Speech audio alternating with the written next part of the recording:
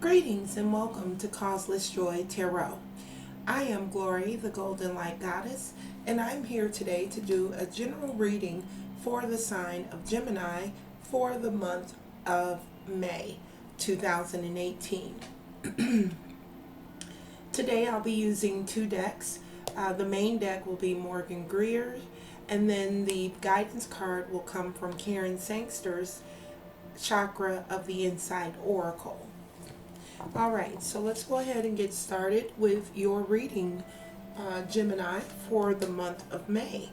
And we are starting out this month with your overriding energy, which this card was drawn from the at the beginning of the month. Let me get that right here. And you do have the Four of Pentacles coming in as your overall energy card.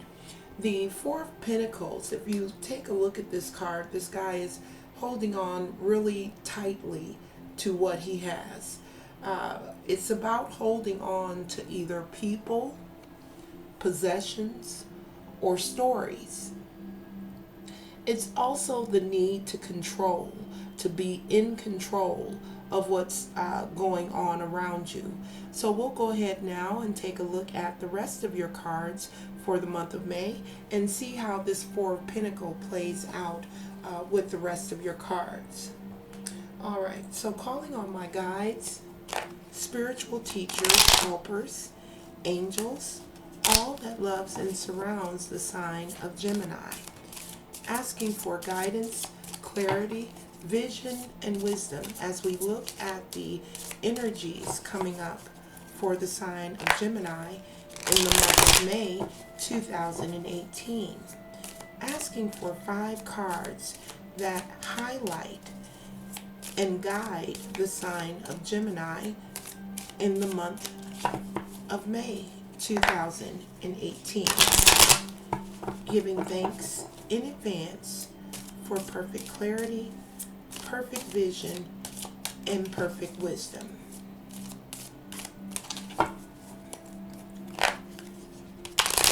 God, grant me the serenity to accept the things I cannot change, courage to change the things I can, and the wisdom to know the difference. All right. Also, if you know your rising or your moon sign, I encourage you to take a look at those cards as well, at those readings as well. And that feels pretty good here for the sign of Gemini. So let's go ahead and give the cards a cut and see what we have here.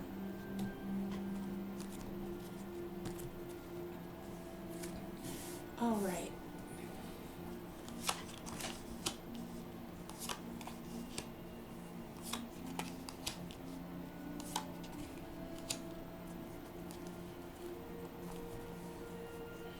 All right, Gemini.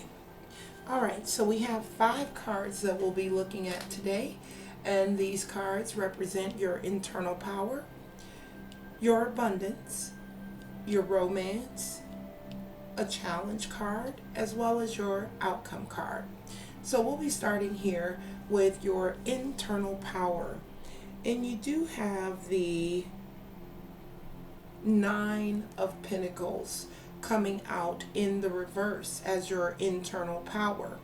Now, when we see this 9 of Pentacles in the upright, it's really about luxury and self-sufficiency and financial gain here. When we see the 9 of Pentacles coming up in the reverse, it's about workaholism, you know, working really, really hard. And also could indicate some financial setbacks. So when we talk about an internal power, what I'm picking up here is that the power in this card for Gemini will be hard work, working hard to get things done. You know, of course, we don't view a financial setback as something that typically we don't view a financial setback as something that can strengthen us. But Spirit is guiding me here to say that a financial setback could indeed be a blessing in disguise, right? An example of that is if you were looking for funds to start a new project, right? And the funds don't manifest. Well, it could very well be that that project was not in your highest and best interest. So having a financial setback or is not always a negative thing. Sometimes those setbacks are there to protect us. So, but what I was picking up on with this card as an internal power would be really being focused and working really diligently on whatever you have in front of you, whatever you're working towards, really pouring yourself into that completely and allowing it to do what it will do from there. After you've given it the old college try, then you back up and let the situation manifest in whatever way it will do. All right, so let's move on now to your next card. And your next card here represents your abundance. Now, you do have a major arcana, the Tower card, coming in as your abundance card, or represents the energy of your abundance in the month of May.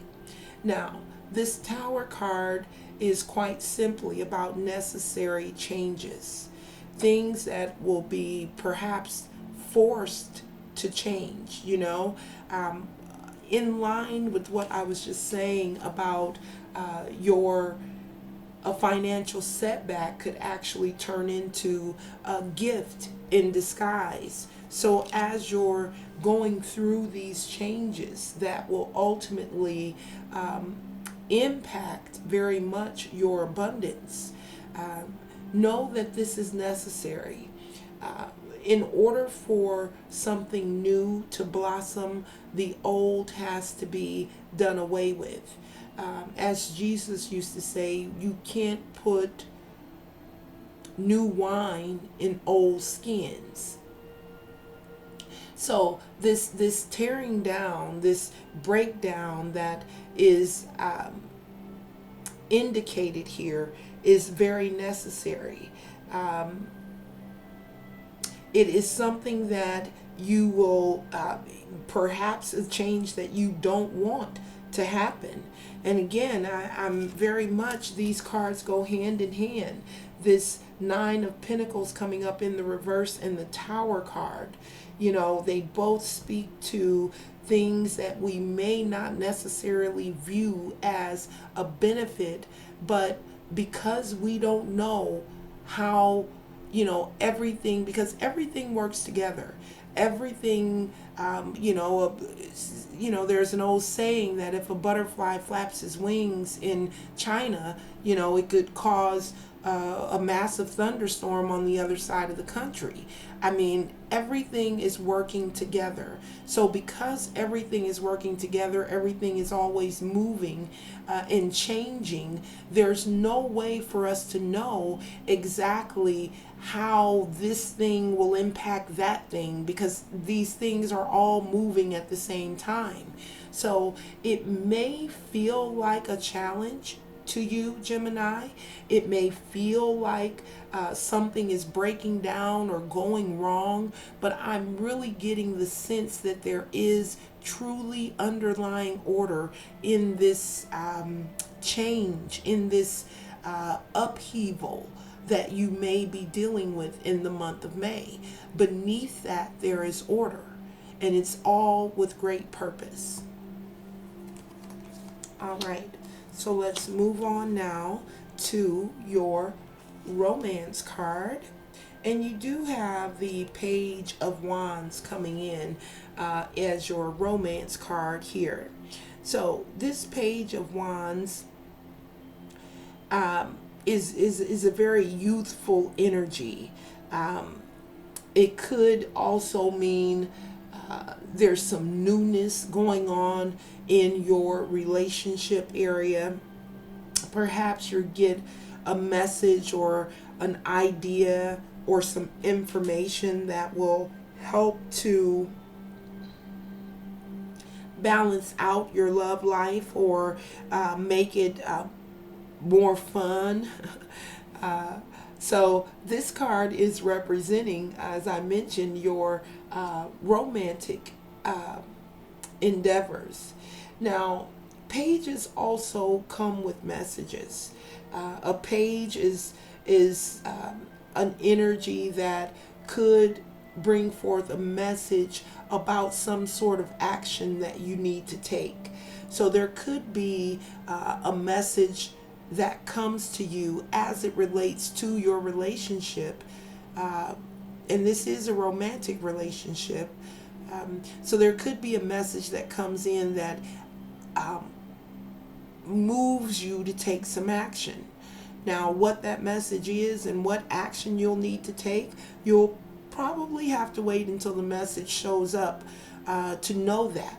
You know, going back to what we were talking about here with this Tower and this Nine of Pentacles coming up in the reverse. This energy, it's very, very, very helpful for you to go with the flow with this particular energy, not to push back. Although I did pick up on working hard here with the Nine of Pentacles, working hard doesn't mean that you're pushing against anything. You can definitely be in the flow and be working really hard. So, you know, that's more of what I want to say about this particular card is that it'll be important for you, Gemini, to stay in the flow of things and not resist change or messages coming in or ideas coming in to you. Not to resist those, to look at them and give them their due diligence to see if it's something that may very well benefit you in the long run. All right. So next up we have your challenge. Your challenge card comes in as the Three of Pentacles in the reverse. Now, upright, this guy is really working hard. He's mastering his craft. He's getting the job done. When we see this Three of Pentacles in the reverse like this, we could be dealing with office politics or lack of teamwork. Not paying attention to the small details is also a critical thing, and that's the thing that's jumping out to me the most as a challenge. That two things: it'll be very important for Geminis to stay in the flow and not to resist what's going on around them, and then secondly, it'll be very important for Geminis to not to be very focused in their thinking and their actions, to not have this scattered way of doing things. I'm drawn back here to the Four of Pentacles as your overriding energy. And what I said about this card, it was about control, about being in control, about not being willing to let go of people or things or old stories even that you've been perhaps been telling yourself. But that'll be very important for you in the month of May. Your ability to stay in the flow, your ability to stay focused and in the flow is going to be critical for the sign of Gemini. Now, your final outcome card here is the Hanging Man, and he's coming up in the reverse as well. Because when we see him in the upright, let's see. Yeah, he's upside down in the upright. All right, so he's reversed. Now, this is a major arcana, and when we see him in the upright, it's usually a sign that you need to surrender something. You need to surrender the way you're thinking, or surrender to a situation, more of the flow thing I was just speaking about. But when we see this hangman coming up in the reverse, it's really a sense of feeling victimized, like something has been taken away from you that you're not willing to give up. You know, again, holding on too tight to people, possessions, or stories. And when we see this hangman coming up in the reverse, it's more of that. It's feeling like you've been victimized, and that, you know, perhaps this tower experience of things necessarily changing because they have to change at this point in order for you to grow, in order for you to continue to expand onward and upward. Things have to change, and this change could very well leave you feeling victimized, like something's wrong. But again, very critical for the sign of Gemini in the month of May to stay in the flow as much as humanly possible, to not resist what's in front of you, not resist because it's already there, right? If your resistance could prevent something, then it would have to prevent it before it actually occurs. Once it occurs, it's already there, it's already active, it's already in play. So to resist it is futile. What you have to do in situations like that is to get in alignment with what's happening, to go with what's happening, not to row upstream, you know, but to stay on in the flow, moving in the flow of the waves. It truly will generate some peace and happiness for you if this tower experience proves to be something that is heavy. You know, very seldom when we see this tower is it just a light little you know, well, I need to change my curtains out or change a rug out or something. It's usually something pretty heavy, but it's necessary. All right, so yeah, going to be really important for you, or else you will end up feeling victimized by the changes that you may experience in the month of May. All right, so let's move on now to your final guidance card. And as I mentioned, this card is from Karen Sangster's deck, and it is the Oracle Chakra Insight cards, asking for one additional guidance card for the sign of Gemini to close out their reading for the month of May. And giving thanks in advance for one of, oh, wow, okay. Well, that one actually flew quite a ways away, so give me just a second here to grab it. Oh, actually, we have actually two cards here that flew away, and we'll take both of them. Very interesting. They're both purple cards. All right, that's the first thing that I pick up here. And the first card is your third eye chakra.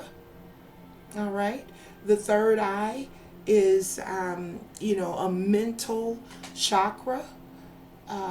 It is chakra, and maybe I'll take a look because your next card is the insight card, for understanding, awakening, and awareness, right? To wake up and perhaps use some of this energy here as you're staying in the flow of things to gain an understanding, to use that as a way of awakening yourself or becoming more aware of what's happening around you. One way to do that is to stay in the flow and not resist what's happening, or else you could potentially miss the lessons there and again come out feeling very victimized. So I do want to look up the third eye chakra and see exactly what message, what additional message is there for you with the third eye chakra. So I've pulled out the booklet here, and this is actually, oh wow, look at that. I landed right on the page for third eye chakra, and this book is, you know, It's not that thick, but for me to open it and land right on that third eye chakra almost was pretty amazing. All right, so this is what the book has to say about the third eye chakra. It says our third eye is located between our eyebrows and is the energy center of our intuition, imagination, visualization, and higher vision. Many believe that this chakra is the seat of the soul. While our throat chakra operates in the frequency of sound, our third eye vibration is that of inner sound and of light, divine sound and divine light. As we open to the perceptive power of our third eye, we open to seeing and experiencing our world in a more holistic and expansive way. We are not bound by the physical limitation of what our current circumstances look like on the surface. Aha. You're not bound by these circumstances, all right? You're not bound by this change that you may have to endure in the month of May. You are being guided here by Spirit to rely on that internal intuition to know exactly what to do and when to do it. And again, the biggest message that I'm picking up from Spirit here with your cards is to remain in the flow and to stay focused. All right. And that's beautiful purple energy there to close out your reading for the month of May. And I do wish you an awesome month, and I'll see you back here in June. Namaste.